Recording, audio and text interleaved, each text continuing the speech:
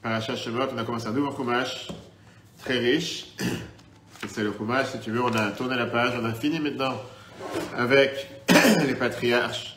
Fini, Yosef est décédé à la fin de la semaine dernière, même si on sait qu'on ne dit pas que Yaakov n'est pas mort, parce que sa descendance est vivante, lui aussi il est vivant. On aura plusieurs cours sur ce sujet dans les semaines qui arrivent.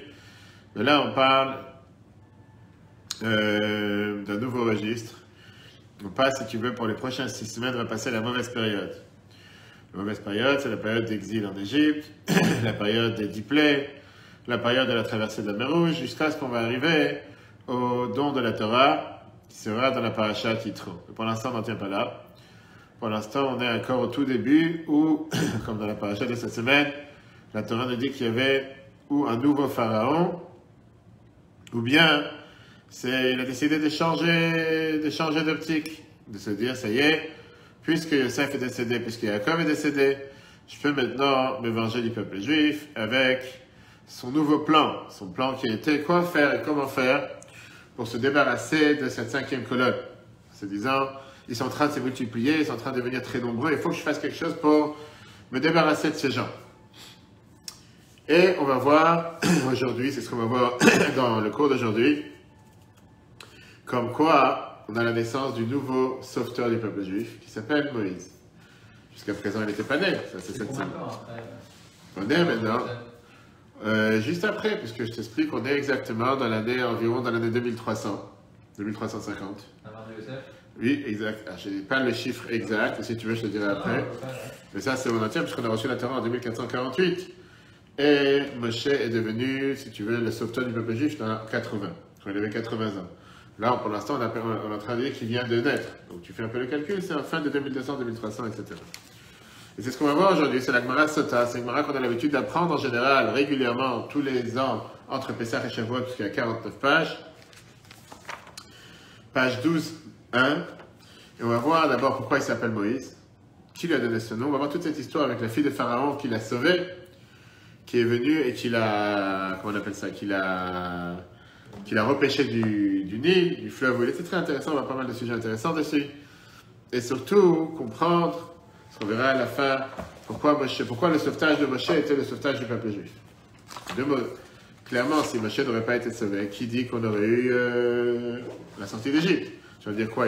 Personne n'est irremplaçable, je suis d'accord avec toi. On verra quel était ce décret qu'il y a eu de Pharaon. Quelle était la différence entre le décret qu'il y a eu sur les garçons et le décret qu'il y a eu sur les filles? Pourquoi il n'y a pas eu un décret de tuer toutes les filles? Pourquoi le décret sur les filles, c'était un décret qui était vous ferez vivre les filles? En deux mots, vous allez les faire vivre avec la mentalité égyptienne, avec l'idée égyptienne. C'est ce qu'on va voir. Mais avant d'avancer sur tous ces points, commençons d'abord avec l'histoire. Commençons d'abord avec la paracha. Et c'est la paracha qui nous raconte, comme je te dis, le premier paracha du livre d'Exode, du livre de Shemot. Pharaon, il décide d'asservir le peuple juif. Et il décide de demander de jeter tous les garçons dans le Nil. Et les sages-femmes juives n'écoutent pas. Je te lis le texte, Shemot, chapitre 1, verset 15. Le roi d'Égypte, il a dit aux sages-femmes hébreux, l'une s'appelait Shifra, l'autre s'appelait Poua. Quand vous allez faire accoucher les femmes juives, les hébreux, parce que pour l'instant le peuple juif n'est pas encore né, vous allez voir, si c'est un garçon, vous le tuez, si c'est une fille, vous la laissez vivre. Eux, ils craignent Dieu. J'ai lu le texte, on verra comment la Gemara explique très riche. Ils n'ont pas fait ce que le roi d'Égypte leur a dit. Il a dit, mais ils ont laissé vivre les garçons, les enfants. Pharaon, il a décidé de passer à la vitesse supérieure. Il a dit à tout son peuple, écoute bien la nuance, on verra après si le décret c'était un décret de tous les garçons, même égyptiens ou que les juifs, on verra dans la Gemara. Chaque garçon qui naît, tu dois le jeter dans le fleuve. Lui, il est vivant pour les tuer, clairement. Et toutes les filles, vous allez les faire vivre. Point important. Et lui, on verra après comme quoi Abraham a décidé de divorcer. Abraham qui était le père de Moshe.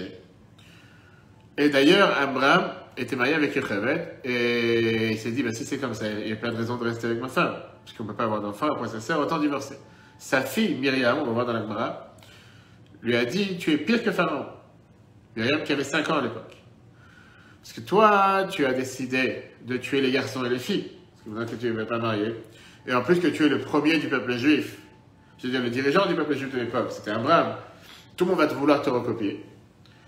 Alors que Pharaon, il a décrété seulement sur les garçons. Toi, tu as décrété sur les garçons et les filles.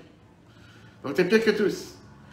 À cause de ça, ou grâce à ça, Abraham a décidé de se remarier avec sa femme, de la reposer encore une fois. On verra les miracles qui sont passés, qu'elle a perdu les rides et qu'elle est redevenue jeune, à l'âge de 130 ans.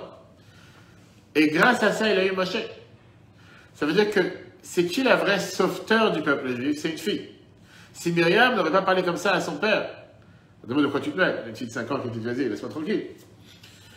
Si Myriam n'aurait pas dit ça, Abraham ne serait pas remarié, Moshe ne serait pas né, et on n'aurait pas eu la sortie d'Égypte, il y a toute l'histoire. Mais ça, c'est ce qui s'est passé. Donc, je te fais l'histoire en... Bref, la Torah nous raconte qu'un homme de la maison de Lévi, on ne dit même pas le nom des parents de Moshe dans la Torah, un homme de la maison de Lévi a pris une fille de Lévi. Matin, Aïcha, comment ça va? Bon retour de Dubaï. J'espère que tu n'as pas ramené le Corona avec toi comme tous ceux Israéliens qui l'ont ramené. On est en train de parler aujourd'hui, on a le nouvel livre, l'Exode, et on voit la naissance de Moïse. Tu peux t'arranger si tu veux. On a vu la naissance de Moïse, on est en train de voir comment Moïse il a été sauvé, comment Moïse est né.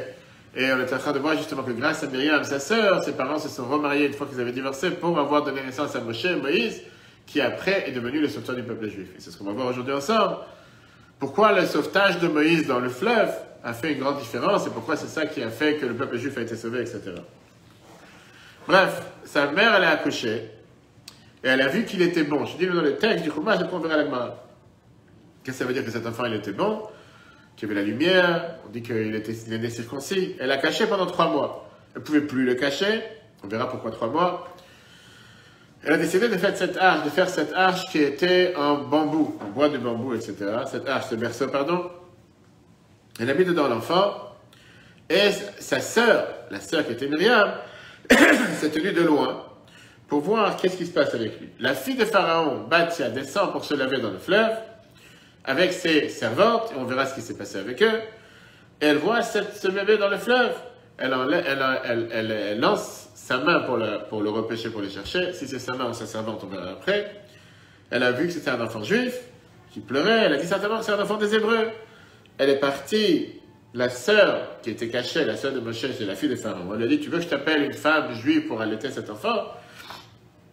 Et elle lui a dit, vas-y. Et elle est partie amener la mère de l'enfant pour donner naissance à cet enfant, pour donner à manger à cet enfant. Bref, et à la fin, qui l'a nommé Moshe? La fille de Pharaon. Donc Moshe, c'est un nom égyptien. C'est écrit dans la Torah. La Torah t'explique pourquoi il s'appelle Moshe. Qui minamai beshiti, ou parce qu'il a été repêché de l'eau. On verra combien de noms il avait Moshe. Il avait plusieurs noms, pas seulement ce nom-là. D'accord? S'il y a des questions, n'hésite pas.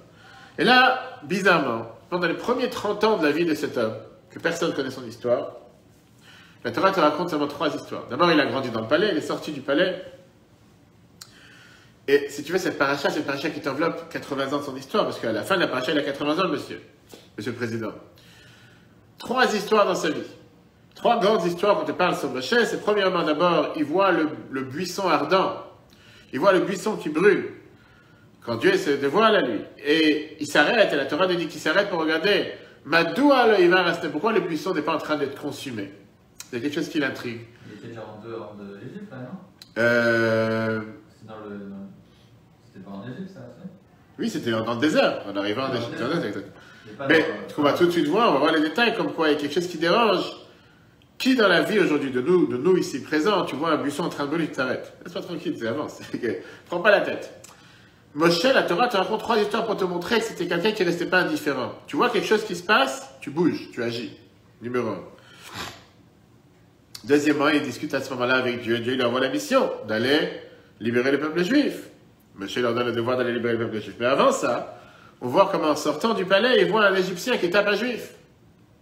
Il ne laisse pas indifférent, comme aujourd'hui les gens ils voient une femme se faire agresser dans la rue, ils avancent. Il tue l'Égyptien, il fait disparaître. Il ne peut pas supporter qu'un Égyptien tape un juif, un de ses frères. Le lendemain, il voit un juif taper un juif. Et là, c'est déjà beaucoup plus dur. Et les Juifs, ils disent quoi? Tu veux commencer à me faire des histoires comme tu as fait hier à l'autre. Et on demande, tout le monde a vu sur Facebook les nouvelles. Il y avait la caméra cachée, la caméra... On a vu ce que tu as fait. Et la Torah te raconte un mot intéressant. C'était tout un autre discours du Rabbi. On a parlé de ça les années précédentes. On peut revoir sur l'application et Torah. Moshe, il a eu peur et il s'est enfui. Ce manque de confiance en Dieu. Dieu te dit, on parle de Moshe. La réalité, pourquoi la Torah nous raconte qu'il a eu peur et il a dû s'enfuir? Il ne veut pas avoir peur. Mais il s'est dit, les gens ils sont au courant de ce qui vient de se passer, il faut mieux m'enfuir, et il s'est enfui à Midian. C'est là-bas qu'il rencontre sa future femme, qui s'appelle Sipora, la fille de Yitro, qui était le prêtre, le plus grand prêtre de l'époque. Et après, il va revenir à l'âge de 80 avec l'histoire, le buisson ardent, etc. À la... Quelqu'un qui a une histoire qui le fasse sortir d'Égypte pour aller... Si tu veux, bien sûr que c'est Dieu qui orchestre chaque pas de chacun d'entre nous qui a fait qu'on arrive aujourd'hui. Oui. Mais dans les faits, il n'avait pas besoin de s'enfuir, il aurait pu très bien rester sans partir. Cette manière, je suis d'accord, quand tu regardes ce personnage qui est le premier personnage de l'histoire du peuple juif, que la Torah te raconte presque rien de sa vie pendant 80 ans et que les seules choses qu'elle te dit, c'est qu'il n'est pas resté indifférent, les trois histoires qu'on vient de voir, qu'à chaque fois qu'il voit quelque chose qui se passe, il se dit, je dois agir, je ne peux pas rester sans rien faire, ça nous parle. Et c'est ça qui a fait qu'il est devenu un berger, qui est devenu le dirigeant du peuple juif. La fameuse histoire que la Torah ne raconte pas, que le Midrash raconte. Qu'il était un berger du troupeau de son beau-père, et qu'il a vu une brebis s'égarer du troupeau, pour aller boire dans le fleuve, pour aller chercher à boire, comme tu vois dans les troupeaux en Seine-et-Marne. Et il est parti chercher la brebis. Et lui a dit, je ne savais pas que tu avais soif, tu aurais dû me dire, je t'aurais amené à boire, tu sais. Apparemment, ils avaient un langage très spécial. Et Dieu qui a dit, le fait que tu n'as pas laissé abandonner une brebis, tu sais, tu vas dans les troupeaux, dans les montagnes, tu vas qui est toujours à la traîne. Ne prends pas la tête, il va revenir, il sera là 2 heures plus tard. Donc, tu es parti le chercher, tu as montré que tu t'es inquiété pour une simple brebis, tu mérites d'être le libérateur du peuple juif, et c'est la même chose qui s'est passée avec le roi David. Quoi, plus tard que pareil, c'était un berger qui s'est inquiété pour... Ces histoires, encore une fois, là, pour voir que la Torah te choisit ces histoires. Il n'y a que ça qu'on connaît de sa vie. Toute l'histoire avec le charbon, qu'il a mangé, soi-disant les charbons, et pour ça il a béni. C'est pas écrit dans la Torah tout ça, ça c'est dans le Midrash. Dans la Torah, il n'y a pas écrit tout ça. La Torah te raconte ces histoires pour dire, ça c'est le personnage. Mais on finit la paracha. Est-ce que c'est Dieu qui l'a décidé que ce serait lui? Oui. Clairement, c'est ce qui s'est passé avec le buisson ardent. C'est parce qu'il a fait ces actions-là que ça a été... Non. Alors, il y a les deux. Mais au final, tu vois bien que depuis le descend, comme on a dit tout à l'heure, depuis qu'il est né, la maison s'est remplie de lumière. On savait qu'une nouvelle lumière est arrivée pour libérer le peuple juif. Ça rappelait son père, ça aurait pu. Ça, avec des signes, on ne voit pas le monde. Mais la réalité, c'est que ça ne s'est pas passé comme ça. Dieu avait dit que ça se fait. Depuis sa naissance. Depuis sa naissance. Au départ, quand ils sont partis voir Pharaon pour lui demander d'alléger les décrets contre le peuple juif, Pharaon, il était contre. Le peuple juif, il s'est plaint. Et là, on voit le dernier verset de la paracha, comme quoi Moshe, il vient et il se plaint contre Dieu. Et c'est encore un signe pour chacun d'entre nous qu'on a le droit de poser des questions. Et Moshe, il dit à Dieu, pourquoi tu as fait du mal à ton peuple? Depuis que tu m'as envoyé pour aller voir Pharaon pour lui demander d'alléger les souffrances de ton peuple, pas seulement que les souffrances ne se sont pas améliorées, mais ça s'est aggravé encore. Et la semaine prochaine, on verra comment Dieu il dit, tu es le premier à m'avoir adressé la parole pareille. Alors que les patriarches n'ont jamais osé me parler de cette manière. Toi, tu viens. Mais Moshe dit, tu sais quoi, c'est toi qui m'as nommé. Tu m'as nommé le patron, tu m'as nommé le dirigeant. J'ai des comptes à rendre. Je suis venu pour alléger leurs souffrances, pas pour leur rendre plus pire. Et grâce à ça, on verra à la fin de la semaine prochaine les premiers 7 plaies, après les 3 plaies, après on verra la suite de l'histoire. D'accord? S'il y a des questions, n'hésitez pas. Sinon, on commence directement avec la Gemara. Comme j'ai dit tout à l'heure, Rabbi d'abord il demande la question, quelle différence d'approche il y a entre les garçons et les filles? Pourquoi, quand il parle des garçons, il dit tu devras noyer tous les garçons, tuer les garçons? Et quand il parle des filles, il dit fais-les vivre. Quelle est la différence entre les deux? En 2 mots, pour l'Égypte, à l'époque, le Nil, c'était ce qui faisait vivre tout le pays. Il n'y avait pas de pluie. C'était, si on peut dire, ce qui reflétait la bénédiction divine. Le peuple juif vient de la terre de Canaan où descend la pluie. Il savait qu'il faut prier à Dieu et croire en Dieu. Et quand tu pries à Dieu, la pluie, elle tombe. En Égypte, ils savaient comment être des serviteurs, si on peut dire, ceux qui étaient là pour asservir le Nil. Le Nil, c'était ce qui abreuvait toute la terre. Et ils voulaient avoir cette influence sur le peuple juif en disant, il faut arrêter de croire en Dieu qui est surnaturel, nous on croit dans la nature. C'est grâce au Nil qu'on vit, c'est le Nil qui nous nourrit. Le Nil était le dieu d'Égypte. Pharaon se prenait pour le Dieu, se prenait aussi pour le Dieu. Et donc, il a décidé de vouloir noyer les enfants dans le Nil pour apprendre cette mentalité que tout le monde doit suivre le rituel du Nil. En 2 mots, on suit les lois de la nature, il n'y a pas quelque chose qui est surnaturel. Pourquoi il a rajouté en disant, et toutes les filles vous allez faire vivre? Si le décret c'était un complot qui était juste pour les garçons, laisse tranquille les filles, qu'est-ce que tu dois parler des filles? Le Midrash te dit qu'au départ, ils voulaient tuer les garçons pour prendre les filles pour femmes, mais Chalabat Techaï, c'était de faire vivre, comme le Rabbi explique, faire vivre les filles avec la culture égyptienne. Et parfois, subordonné, ou malheureusement dans les dernières années, j'ai oublié maintenant Boko Haram, ou dans quel point du monde, comme quoi, combien de filles ou de lycéennes avaient été emprisonnées, capturées, violées. Combien de fois un tel décret peut être plus pire que de jeter les garçons dans le Nil? Parce que oui, tuer les garçons dans les Nil, tu les as tués, c'est fini. Mais de vouloir prendre tout un peuple, de vouloir prendre toute une population, et de les rendre comme esclaves, et de les rendre avec cette culture égyptienne, c'est quelque chose qui parfois peut être beaucoup plus dur, mais ça aussi, c'est partie de son complot. Ok, casse tout. Et l'assurance. Combien de noms avait Moïse? C'est ce qu'on va voir. Combien de noms il avait Moïse? 3. Pourquoi tu dis 3? Non, il y a quelqu'un qui s'appelle Moïse ici. Non. Ok, alors on va voir dans le texte, l'Agmara le dit. D'abord, l'Agmara le dit qu'on apprend le Cholamo à tout son peuple, qu'il avait fait aussi le décret aussi contre son peuple. Et l'Agmara te dit, il est parti un homme de Lévi, Abraham, parti se marier avec Yocheved. Où il est parti? On l'a dit tout à l'heure, il est parti par le conseil de sa fille Myriam. Et l'Agmara t'explique c'était quoi le conseil de Myriam. Abraham c'était le plus grand de la génération. Tout le monde écoutait ce qu'il disait. C'était le dirigeant du peuple juif. Quand Pharaon il a fait le décret que n'importe quel garçon qui naît, il faut le tuer, Abraham a dit à sa femme, à quoi ça sert qu'on reste ensemble pour avoir des enfants? Si de toutes les façons les enfants vont être tués. Il a divorcé de sa femme. À l'époque déjà, c'était, quand tu vas à New York dans la rue, tu vas t'aller pas d'autre, $399 pour un divorce. Tu connais pas? C'est à la va-vite. C'est celui qui prend le moins cher. C'est le premier prix. Après, tu as les prix de ça avec les inflations, etc. Et donc, tout le monde a commencé à divorcer. C'est-à-dire, Abraham a divorcé, il faut divorcer. Sa fille, Myriam, elle a dit, ton décret, il est beaucoup plus dur que le décret de Pharaon. Parce que lui, il a fait un décret seulement sur les garçons. Donc, toi, tu as fait un décret aussi sur les filles. Puisque maintenant que tout le monde divorce, il n'y aura plus de garçons, plus de filles. Pharaon, il a fait un décret seulement sur ce monde. Toi, tu as fait un décret dans le monde en bas et le monde en haut. Puisque s'il n'y a pas de naissance, il n'y a pas de monde futur, il n'y a rien quoi que ce soit. Pharaon, il a fait un décret, c'est pas sûr que son décret va s'accomplir, c'est un rachat. Peut-être que Dieu va faire que son décret ne s'accomplit pas. Toi, tu es un tzaddik, ton décret va s'accomplir. À ce moment-là, Abraham, il a décidé de se remarier avec sa femme, et tout le monde s'est remarié. À l'époque, c'était facile. Tu divorces un jour, le lendemain, tu te remaries. Bref. Et la Gemara te dit, qu'est-ce que ça veut dire qu'il a repris sa femme? Il a pris sa femme, comme si c'était une nouvelle. Il aurait dû dire, Vayachazor, il a repris, il s'est remarié. La Torah dit non, qu'il a fait vraiment un vrai mariage. Et la Torah te dit qu'il a mis sa femme dans une période. Je sais pas comment on appelle ça. Tu vois ça dans les mariages parfois séfarades, que la fiancée elle rentre dans une, c'est portée sur comme une canopie. Ouais. Comment on appelle ça? Qu'elle est portée, pas dans les nez, tu vois ça qu'elle est portée comme ça. Comment? Dans les nez, tu vois ça. Je sais pas comment on appelle ça. Mais j'ai vu ça dans quelques amis qui m'ont montré des photos de mariage. En tout cas, c'est ce qu'il a fait avec sa femme. Et Aaron et Myriam dansaient autour. Et les anges dansaient en disant, eh ben, Manim Smecha, Alléluia, qu'on dit dans les Hallel. Maintenant, quel âge elle avait, cette femme? 130 ans, comme l'a dit tout à l'heure. Est-ce que c'est possible qu'on appelle une jeune fille? Il a pris la fille de Lévi. Si elle avait 130 ans, elle n'était pas déjà jeune. Mais comme j'ai dit tout à l'heure, la Gemara te dit que de là, on apprend qu'il y a eu plusieurs miracles qui se sont passés. Que quand il s'est remarié avec sa femme, elle est revenue jeune, puisqu'à cet âge-là, qu'elle a donné naissance à Moshe. Et tout un débat. Est-ce qu'elle était déjà enceinte de Moshe avant qu'il se remarie avec elle, ou elle a donné naissance? Je ne rentre pas dans ces détails maintenant. Et là, on va voir pourquoi, la question que tout le monde demande, pourquoi elle n'a pas pu la cacher après 3 mois. Pourquoi elle a dû les garder 3 mois, et après 3 mois, elle a dit, stop, il faut que je me sépare et je mets dans le Nil. Quelle était l'idée des 3 mois?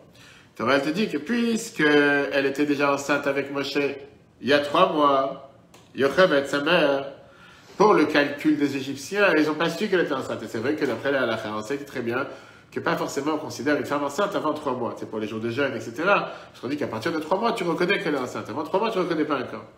Donc pour les Égyptiens, ils pensaient qu'elle n'était pas enceinte. Ils disaient qu'elle vient de se remarier. Maintenant, on va compter, savoir combien de temps il va nous rester. C'est pour ça qu'à la fin des 7 mois de grossesse, mais en réalité, c'est déjà 9 mois. C'est pour ça qu'après ces 3 mois, elle a dû le mettre dans le Nil, elle a dû s'en séparer. C'est le calcul que la Gemara te dit. De l'autre côté, la Gemara te dit, de là, on apprend que les femmes pieuses n'ont pas de souffrance quand ils accouchent, que tout ce qui était dit à Chava, à Adam et Ève, qu'à cause du fait de l'arbre de la connaissance, il y aura une certaine souffrance quand une personne accouche, c'est pas considéré pour les femmes pieuses comme Yocheved qui n'a pas souffert ni quoi que ce soit. Ok. Passons maintenant à la réponse des questions par rapport au nom. Quel nom avait Moïse? La Torah nous dit, elle a tout de suite vu qu'il était bon. Rabbi Meir, il te dit, Moshe, il s'appelait Tov. Ça, c'était son nom, son vrai nom. Rabbi Yehuda a été dit Tuvia. Ça, c'était son nom. Il y a des gens qui s'appellent comme ça aujourd'hui. Rabbi Nachem a été dit non. La réponse à ta question de tout à l'heure, elle a vu par providence divine, par le souffle divin, que Moshe va être celui qui va être prophète du peuple juif. D'autres disent, pourquoi il s'appelait Tov? Parce qu'il est né circoncis. Il est né circoncis? Oui, il est circoncis. Pourquoi Tov? Parce que ça veut dire qu'il était déjà parfait, il n'y avait pas besoin de faire quoi que ce soit. Les Chachamim te disent que quand Moshe il est né, toute la maison s'est remplie de lumière. Et d'où on apprend que c'était de la lumière, parce que la Torah te dit ici qu'elle a vu Kitov, que c'était bon. Et quand Dieu a créé le monde, quand Dieu a créé la lumière, on dit aussi Kitov, que c'était bon. La Torah dit qu'il apprend que c'est plein de lumière. Ok, elle a caché pendant 3 mois, elle ne pouvait plus le cacher. La question, elle est, pourquoi Moshe, pourquoi elle ne pouvait plus cacher son fils encore 3 mois? Elle a caché pendant 3 mois, elle peut continuer à le cacher. Pourquoi elle ne pouvait plus le cacher? Parce que les Égyptiens, ils avaient un système. Chaque fois qu'ils entendaient un bébé, ils amenaient leur propre bébé à côté de ce bébé. Ils le pinçaient ou ils lui donnaient une claque. Et comme ça, le bébé égyptien commençait à pleurer. Et les bébés, en général, ils ont leur cote. Quand un bébé pleure, l'autre aussi, il pleure. Et comme ça, ils détectaient le deuxième bébé en train de pleurer. Et comme ça, ils faisaient en sorte de dévoiler où était caché le bébé juif. Elle a pris ce berceau de bois de roseau. Pourquoi elle a pris des bois de roseau et pas des bois durs? Rabbi Eliezer a dit, de là, on apprend que pour les tzadikim, il faut attention à leur argent. Et c'est surtout parce qu'ils ne voulaient pas aller voler ou prendre quoi que ce soit. Surtout parce que c'est quelque chose qui va pouvoir tenir beaucoup plus rapidement contre les coups qu'il y a dans le Nil, si jamais il y a des tempêtes, ou si jamais il y a des vagues, ou quoi que ce soit. Fais elle continue, on l'a dit tout à l'heure, la fille de Pharaon est descendue pour se laver sur le fleuve. Il faut se rappeler qu'à l'époque, il n'y avait pas de robinet, il n'y avait pas de douche dans la maison. Et tout le monde faisait tout dans le fleuve à tel point dans le Nil que même Pharaon allait faire ses besoins dans le fleuve. Ce qui était considéré son Dieu. Et comme Pharaon se considérait comme le Dieu d'Égypte, il n'allait pas faire ses besoins devant tout le monde, il allait tôt le matin. Et c'est là-bas que Moshe est parti le rencontrer pour lui parler une fois pour les diplômes, comme on verra les prochaines semaines. Rabbi Yochanan dit que la fille de Pharaon, elle est passée là-bas pour se convertir, pour se tremper au mikvé, pour se convertir et devenir juif. Même si, encore une fois, le peuple juif n'existait pas encore. Et la morale continue. C'était qui ces serviteurs qui allaient avec elle? Ou ils sont partis avec elle pour mourir, ils sont morts sur le fleuve, toutes ces filles qui sont venues avec lui, comme j'ai vu dans la photo aujourd'hui. Pourquoi ils sont morts? Quand elle a vu ce berceau qu'il y a dans le fleuve, elle a eu de la peine. Elle ne savait pas quand c'était qui. Elle a voulu le sauver en se disant c'est certainement un enfant juif. C'est bizarre, un enfant dans un berceau comme ça dans le fleuve. Ses copines ou ses servantes, merci, qui étaient avec elle, ils ont dit t'as pas honte. Ils ont dit maîtresse. Le monde, c'est que quand un roi il décide et où il décrète n'importe quel décret, même si le monde entier ne le fait pas, au moins la famille du roi le fait. Tout le monde te dit qu'il faut mettre un masque. Si les gens ne le font pas, mais au moins ceux qui ont décidé, le gouvernement montre l'exemple. Il fait là, ton père a fait le décret de tuer les enfants, et toi tu veux sauver cet enfant, t'es tendu. Et là, l'ange Gabriel est venu, il les a ensevelis dans la terre, et c'est comme ça qu'ils sont morts. Et là, tu as le fameux débat que la Gemara te raconte. Qu'est-ce que ça veut dire, Vatishlach Atamata, elle a envoyé son arme, elle a envoyé sa main pour aller chercher le verset. Rabbi Yehuda, Rabbi Nechemia, ils débattent sur le mot. Un, il te dit, elle a envoyé sa main pour aller chercher le verset. Et l'autre, il dit, elle a envoyé sa servante. En 2 mots, qu'elle avait une servante pour aller chercher le verset. La Gemara t'explique c'est quoi l'idée derrière. Celui qui dit sa main, parce qu'en général, dans la Torah, le mot ama veut dire aussi une main. Celui qui dit que c'était sa servante, parce que c'est pas écrit yada. La main, en général, en hébreu, c'est yad. En féminin, c'est yada. Là, c'est écrit amata. Donc, ça, c'est une servante. La Gemara dit, mais je comprends pas, tu viens de me dire que les servantes sont mortes. Donc, quelle servante elle a envoyée? Alors, la Gemara te répond que l'ange Gabriel, il a laissé une servante, parce que c'est pas noble de voir une fille, une princesse, une fille d'un roi, se tourner dans la rue sans servante et quoi que ce soit. Ok. Fait la Gemara demande, celui qui me dit la main, pourquoi la Torah n'a pas pu dire le mot main clairement? Pourquoi elle a dû changer et mettre un autre mot? La Gemara répond pour nous dire que la main, elle s'est allongée. C'était comme un télescope. Je suis là pour les selfies. Tu as les trucs qui viennent en plusieurs mètres, jusqu'à ce qu'elle est arrivée à l'arche. C'était en plein milieu du fleuve, elle a eu ce miracle. C'est exactement la même chose qu'on a vu avec le bâton d'Achashverosh, avec Haman, qu'on verra dans quelques mois dans la fête de Purim. La Gemara continue en lui disant, elle a vu l'enfant. Elle a ouvert le berceau et elle a vu l'enfant. Pourquoi on dit vatir ou pourquoi on dit pas vatere? Rabbi Yossi te dit qu'elle a vu qu'il y avait la divinité avec cet enfant. Et là, il y a encore, on peut parler des heures sur chaque mot que la Torah a employé. Si la Torah te dit Veine Nar Boche, elle a vu que c'était un jeune homme qui pleurait. Nar, c'est un jeune homme, c'est un adolescent, c'est pas un enfant. Là, tu parles d'un bébé de 3 mois. Un bébé, c'est un tidok. Un enfant, c'est un yeled. Et un jeune homme, c'est un nar. Là, la Torah dit Veine Nar Boche, je comprends pas. Au départ, tu me dis que c'était un yeled, un enfant. Et là, à la fin, tu l'appelles nar. La Gemara te répond, parce que c'était vraiment un enfant qui avait la voix d'un jeune homme. Il était déjà beaucoup avancé. Rabbi Nechemia, il nous dit, si c'est comme ça, tu as me dire que c'était un enfant qui est né avec des défauts. C'est pas un enfant normal. C'est un enfant qui est né avec une voix d'un adolescent, c'est pas quelque chose de normal. Et à ce moment-là, il n'a pas le droit de servir dans le temple. Parce qu'un enfant qui a un défaut, il ne servit pas dans le temple. Seulement, c'est comme si on va dire que dans la tente, dans le berceau, sa mère lui a fait comme une choupa, c'est quelque chose pour recouvrir, en disant, si jamais je ne vais pas le voir sous le canopé du mariage, moi je le vois sous le canopé ici. Okay. La Gemara continue en disant que cette fille égyptienne qui voit ce bébé, elle a pitié sur lui. Elle dit certainement que c'est un enfant des Hébreux. D'où tu savais que c'est un enfant des Hébreux, c'est écrit, il a une étoile jaune. Tu sais que c'est un enfant juif. Ah bien, c'est dit parce qu'elle a vu qu'il était circoncis. Elle a dit que circoncis à l'époque. C'est certainement pas quelque chose qui a été fait chez les Égyptiens. La Gemara continue en disant que c'est pas seulement ça. C'est que la fille de Pharaon, elle a eu une prophétie. Elle a eu cette prophétie en se disant que le fait que cet enfant est sauvé du fleuve, ça veut dire qu'à partir du sauvetage de cet enfant, plus personne ne pourra tomber dans le fleuve. Il n'y aura plus aucun enfant qui va pouvoir être tué, et qu'à partir d'aujourd'hui, le décret de tuer les enfants juifs va être annulé. Et la Gemara t'apprend comment on apprend ça de cette idée-là.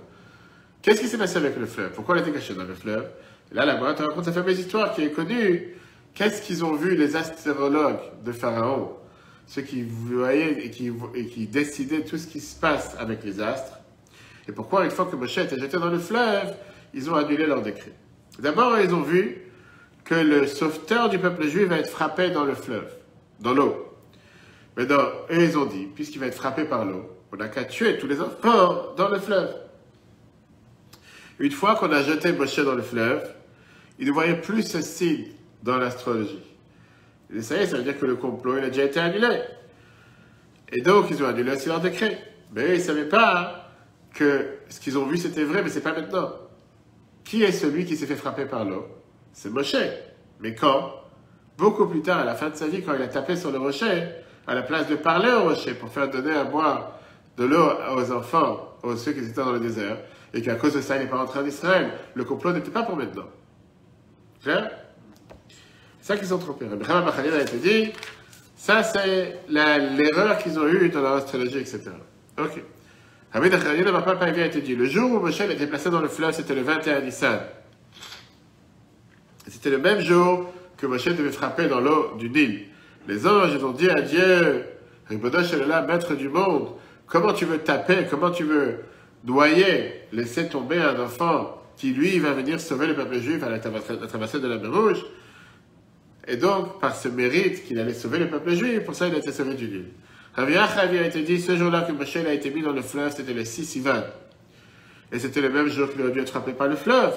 Et les anges ont dit à Dieu, Ribono Shel Olam, maître du monde, celui qui va sauver le peuple juif au mont Sinaï. Ce jour-là, aujourd'hui, il va être noyé dans le fleuve, il faut le sauver. Et c'est comme ça qu'il a été sauvé. La Gemara continue avec ce débat qu'on a vu tout à l'heure. La sœur de Moshe, Myriam, qui est partie voir la fille de Pharaon, elle lui a dit, est-ce que tu veux que je t'appelle une femme juive pour aller allaiter cet enfant? Pourquoi elle a dû amener une femme juive et qu'est-ce que ça l'a dérangé d'amener une femme égyptienne? Qu'est-ce qu'il y a? Le lait n'est pas le même. Je dis pourquoi? Parce qu'une femme égyptienne, le lait n'est pas caché, elle ne peut pas le manger. La réponse que la Gemara te donne, c'est que Moshe, la sœur de Moshe, elle est partie, ils ont parti avec Moshe pour l'amener chez tous les Égyptiens qui pouvaient allaiter à l'époque. Et personne a pu donner à manger à Moshe. Moshe ne voulait pas manger d'aucune autre personne, sauf quand elle a proposé d'amener une femme hébreu qui était sa mère. Depuis le départ, il n'était pas intéressé, il ne voulait pas manger d'aucune autre personne. La Gemara, elle nous dit pourquoi il n'a pas voulu manger d'aucune fille égyptienne. La Gemara, elle te répond, Dieu, il a dit, une bouche qui va parler avec la divinité, est-ce qu'elle peut manger, boire du lait d'une femme qui a mangé quelque chose de non kosher? Ça ne va pas ensemble. Et c'est pour ça que Dieu, il a fait ce miracle, il ne pouvait pas manger d'aucune égyptienne, seulement d'une femme juive. Le fromage continue, la fille de Pharaon, elle est partie. On parle ici que Myriam, elle est partie avec toutes ses forces, alors comme je t'ai dit, qu'à l'époque, elle avait à peine 6 ans. Pourquoi tu savais que c'était la mère? Myriam, elle savait, mais elle, c'est sa sœur. Non, comment Il ne savait pas que c'était la mère. la fille de Pharaon. Il ne savait pas. D'où tu veux qu'elle sache? Et comment elle a pris. Elle n'a pas pris, c'est Myriam qui est partie chercher. Ah, c'est elle qui est partie. C'est Myriam qui est partie chercher. Myriam, il a proposé, est-ce que tu veux que j'aille chercher une fille juive? Ah, Elle est partie chercher sa mère. D'accord? C'est un beau film, comme on dit. C'est une vraie histoire. Et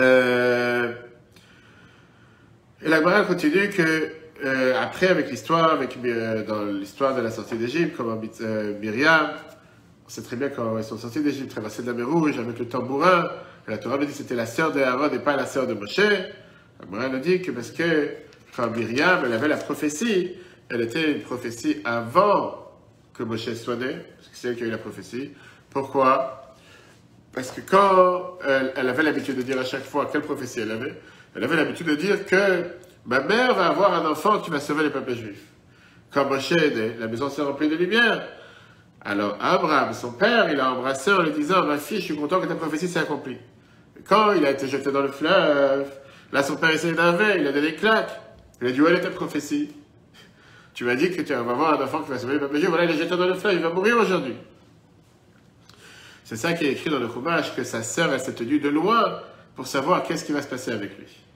Parce qu'elle voulait savoir qu'est-ce qui allait se passer avec sa prophétie, et au final, la prophétie s'est tenue. La preuve, c'est que c'est lui qui a sauvé le peuple juif. Voilà tous les morceaux d'Agmara, Sata, page 12, qui nous parlent de la naissance du Moshe et du sauvetage de Moshe. Okay. Comment il a pu mettre un doute sur ça, son père? Tu vois la réalité, tu vois que concrètement, il est en train de se faire noyer. Oui, mais c'est quelqu'un de... C'est un sadique. C'est une très bonne question. Pas parce que c'est un sadique qu'il n'a pas le droit de douter. Oui, mais là, c'est un vrai doute quand même. Encore une fois, il n'a pas été puni pour ça? Pourquoi? Non, il n'a pas été puni. Tu vois bien que là, la prophétie... Au départ, pourquoi tu peux la question, tu peux demander, c'est plutôt pourquoi il a divorcé. Oui, en divorçant, Moshe ne serait jamais né. Moshe n'aurait pas arrivé sur terre. Comment il peut divorcer? Quel est le but de divorcer? Parce que Pharaon, il fait un tel décret, comme l'a dit tout à l'heure. Parce que Pharaon, il fait un tel décret, c'est-à-dire que tout le monde va subir. Pas forcément. Pour moins que ça, il y en a d'autres qui ont été... T'as raison, bonne question. On va taper, on va envoyer un email à Dieu, on va savoir c'est quoi la réponse. Je ne sais pas pourquoi il a fait des choses pareilles. La Gemara il raconte une histoire, la vie répète ça. D'abord, aujourd'hui, c'est un jour important, c'est le jour qu'il y a plus de 800 ans, c'était le jour de l'Eloula de Rambam. Rabbi Moshe ben Maïmonide, qui a écrit le livre de Rambam, il a vécu 70 ans en 83 jours. Et Rabbi, il écrit dans un discours en 92 très riche, que Rambam, il a fait le livre Yad HaChazaka, le livre de Maïmonide, il y a 83 halachot.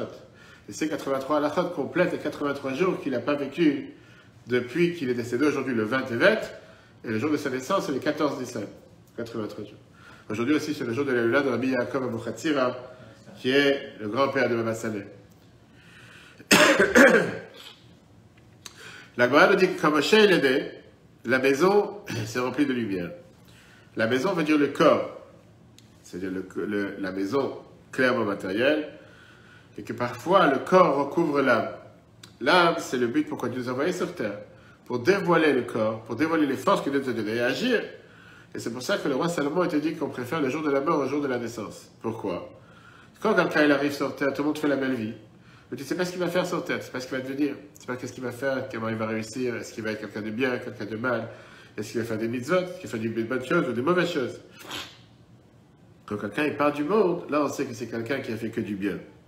Chez Moshe, depuis qu'il est né, depuis qu'il est arrivé sur terre, depuis le départ, on savait que c'était quelqu'un qui faisait que du bien, et c'est pour ça que la maison s'est remplie de lumière. D'ailleurs, on se rappelle que quand on va fêter, si Dieu veut, Pourim, dans environ 2 mois.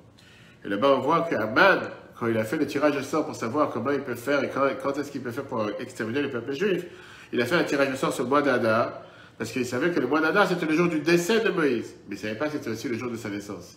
Et le jour de la naissance de Moïse était beaucoup plus important que le jour du décès. Ça, c'est sur la paracha de cette semaine. Si Dieu veut, ce soir, on aura un merveilleux cours, le dernier cours de la série, ce que le judaïsme a apporté à l'humanité. Et on verra comment sortir de la spirale négative. Tellement de gens qui regardent les choses maintenant négatives, qui pensent négatives. Comment cette vision des choses fatalistes, qui est antithèse à la Torah, on verra ce soir dans le cours merveilleux, que cette pensée positive, de savoir qu'on peut toujours s'en sortir, qu'on peut toujours surmonter les épreuves, qu'il n'y a jamais une idée dans la Torah qu'on ne peut pas avancer, qu'on ne peut pas évoluer, c'est un cadeau que la Torah, que le judaïsme a donné à l'humanité. On verra si Dieu veut ce soir.